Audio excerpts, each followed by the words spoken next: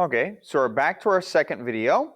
We're going to go ahead and try constructing some bisectors, and we're going to construct congruent angles. So our first one is to construct a bisector of angle A. What that means is we need an angle A. We're going to take our compass, open it up, run an arc that goes through both rays of angle A. Then we're going to create an arc from each point of intersection so they'll intersect. And finally, we'll connect that point of intersection to vertex A to give us the bisector. So let's see what that looks like. We're going to try this with both an acute and an obtuse angle. So you see we have angle A. It's waiting for us. We're going to take our compass, put it on point A on the vertex, and run an arc so it runs through both portions. So you can see it runs through both rays. So now we're going to take our compass and we can leave it the exact same size if we wish. And sometimes it's easier if you turn the paper even. I'm going to put the point on the first intersection. I'm going to make an arc on the interior of the angle. Now, leaving my compass the same size, I'm going to move it to the other point of intersection between that first arc and the other ray. I'm going to strike another arc there at the edge. I'll rotate the compass so it's a little bit easier to see what I'm doing.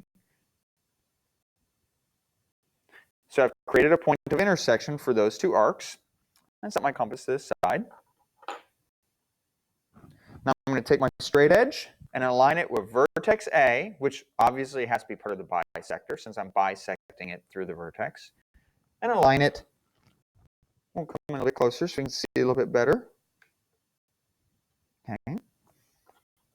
I want to put my straight edge, so A, and the point of intersection of those two arcs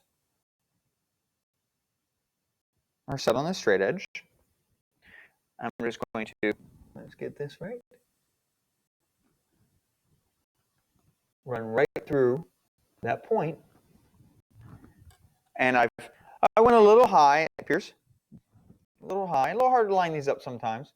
But since this is a bisector, I put 2 tick marks there, 2 tick marks there, and I'm now saying these two angles are congruent.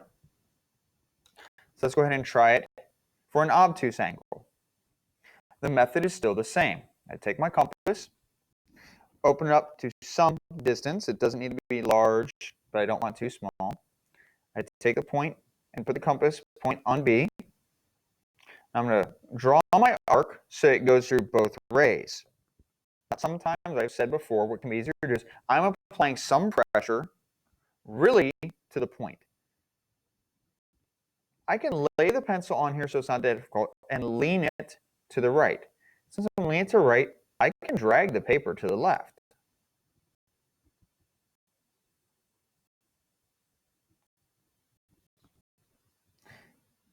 Sometimes that can be an easier way to draw that arc. Now what I need to do is I'm going to need to make sure my compass is at least halfway, is at least far enough to reach more than halfway between these 2 points of intersection. My compass needs to be more than half this distance. So I can look at it, make a judgment. That looks like it's at least half, but just in case, I'm going to open it up a little bit more. Now I know I'm definitely more than halfway. I take my compass, rotate it out here to the interior of the angle, and strike my arc. I'm going to do the same thing, take my compass, put the point at the other point of intersection. I'm being very gentle on how I hold this. I'm going to strike an arc. So my two arcs have a point of intersection now. Lay my compass aside. What I'm going to do, I'm going to rotate my paper a little bit to make this a little bit easier to see how I'm doing it. I'm going to connect vertex B to my point of intersection.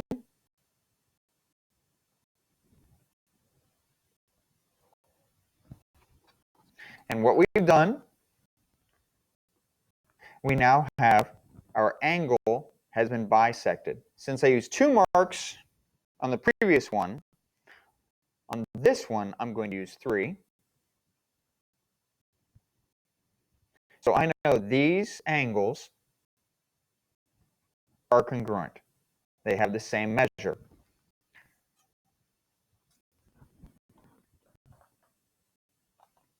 the last construction we'll work on with you all in this video is we're going to construct angle Y congruent to angle A. And what they're showing us is we have angle A. We're going to need a ray with Y in order to construct it. They're giving us some steps we're going to follow. We're going to strike an arc on A. On Y, we're then going to strike the same arc, making sure it's large enough to be somewhat similar to A's. Then we're going to go back to angle A, measure the distance where our arc intersected on the first ray to the other one. We'll come over to our second angle that we're creating.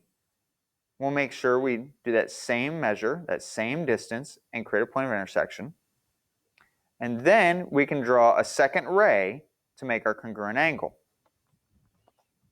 So what I'm going to do in order to demonstrate this is we have angle A, and instead of drawing it right here on the same paper, we're going to draw it on a separate sheet of paper. We're going to do this twice, once for an acute angle and once for an obtuse. So first, as I said, I've got my second sheet of paper. Let's put this over here. It's kind of thin. Put a piece of paper under that so we don't see through it quite as well. I need a ray on this sheet of paper. So I'm just going to take my straight edge, and I just need an arbitrary ray. So I just need a ray. So we have our ray, and we're going to label one side of it Y in order to make this angle Y that is congruent to angle A.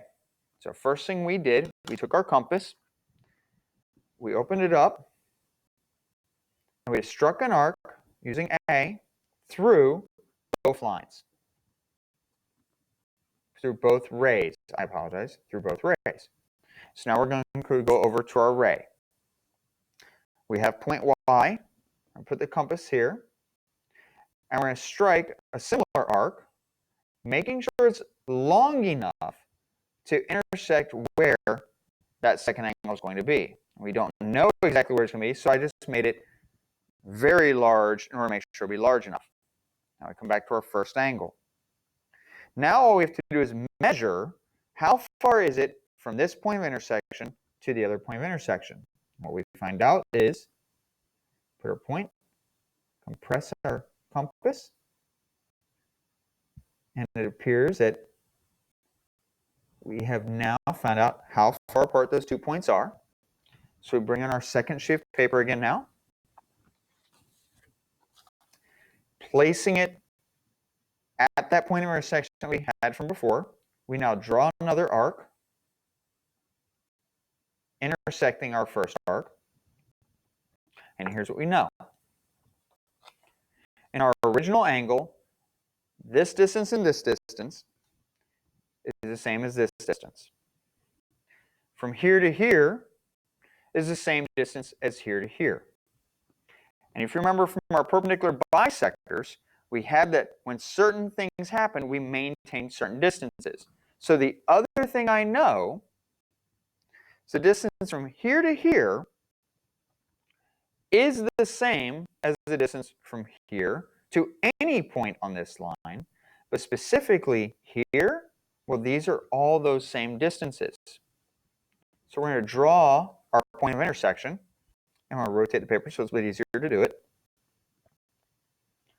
We need a line going through this point of intersection and through vertex Y, just like we've been doing. So I come out vertex Y, create a ray coming out. Now, as we notice, it appears it's not quite perfect going through a point of intersection, but appears pretty close. The reason I did this on this paper is we can see through the paper to see the other angle. Let's go ahead and overlap these. And we're going to zoom in. As we look, these are two angles. We line these up very carefully, and it appears that we can only see one angle, that we made a congruent angle. So we've done a good job. So now let's go ahead and try it for an obtuse angle. For an obtuse angle, we're going to follow the same process. We take our compass, open it to some distance. Actually, before we get that far, we're going to need a ray again. We need a ray on which to copy it. So I'm going to draw a ray. Now remember, this one's obtuse. We're going to need some room to the left of it. So I don't want to start my ray on the left-hand side of the paper. I want to start my ray somewhere near the middle of the paper and move outward in order to make sure I'm going to have enough room to come out. So my ray, again, I'm going to name this Y again for this point. We're going to follow the same procedure we followed before. We take our compass, we have it open to a certain distance, point on A. Now this is one of those times where holding the point downward and rotating the paper is going to be very useful because of how long of an arc we have to make. So I take the compass, lay it on its side, and I rotate the paper under it. I'm applying most of the pressure with my thumb so that I'm holding the point steady and just allowing the paper to glide under the pencil. I'm not putting a lot of pressure on it. Now I want to do the same thing onto our ray Y. I've kept the compass the same distance apart. I place the point where Y is, lay down my compass. I'm applying most pressure along this arm in order to keep point on Y. I'm doing the same thing we did the first time. With this paper, it's a little thinner, a little lighter, so I have to be a little careful. Making sure that arc is big enough that the obtuse angle is going to hit it. So I take my paper, set it to the side. Bring back in our first obtuse angle, and I need to know how far apart these 2 points are. I carefully set it at the first point of intersection, expand my compass out to reach the other point of intersection. And now that I know how far apart those points are, maybe a little easier to set this down. We can see I've measured how far apart those 2 points are. I now bring in my second piece again. I line the compass point at the point of intersection and strike that arc. As we said, we know these distances. This distance is the same as this distance, and that from point A to the point of intersection is the same as point Y to the point of intersection. And because this arc is the same distance from here, we also know Y is the same distance from this arc, so it's the same distance to the point of intersection. So we're going to take our protractor or our straight edge, align it so it travels through the point of intersection, beginning from point Y. We draw our ray, and what we should have accomplished is that our new ray, our new angle Y, is congruent to angle A. And just like before, we're going to zoom in, put our paper over so we can see if we've done it. We appear to try to line these up. I'll make sure we stay on camera. So doing so, it appears we're off by a very small amount. But definitely, we have definitely done a pretty good job. So that's how we're going to construct a congruent angle for either obtuse or acute angles. It's the same procedure. Strike our first arc, copy that onto our ray, then measure the distance from the point of intersection to the other point of intersection, and mark that on the second angle, and then connect the points of intersection to the vertex, and you have created congruent angles. That completes the video on constructing congruent angles and bisecting angles.